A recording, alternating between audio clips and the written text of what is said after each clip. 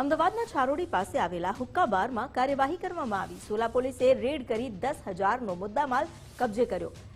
The ઓબ્સિડિયલ કેફેમાં ગેરકાયદે હુક્કા બાર ચાલતું હતું। પોલીસે હુક્કા બાર સંચાલક મયંક ગોરવિયાળા સામે ફરિયાદ નોંધી।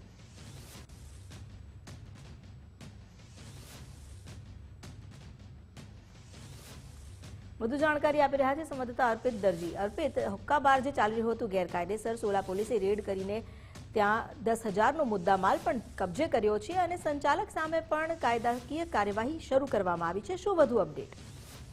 સોલા પોલીસને બાતમી મળી હતી, જેના આધારે રેડ કરવામાં આવી અને આજે ઓબ્સિડિયલ કેફેમાં ગેરકાયદેસર રીતે હુક્કા બાર ચાલતું હતું, એના પર દરોડા પાડવામાં આવ્યા અને 10,000નો મુદ્દામાલ જપ્ત કરવામાં આવ્યો છે।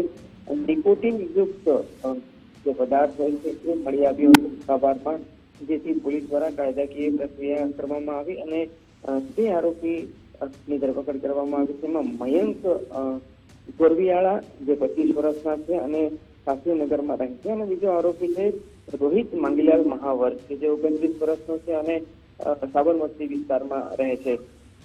પોલીસ દ્વારા સીલબંધ હાલતમાં ફ્લેવર અલગ અલગ હોય છે એ 4 જપ્ત કર્યા છે અને કુલ મળીને 10,000 મુદ્દામાલ જપ્ત કરવામાં આવ્યો છે અને આ કાયદેસરની કાર્યવાહી। જી, આભાર આપનો જાણકારી આપવા માટે।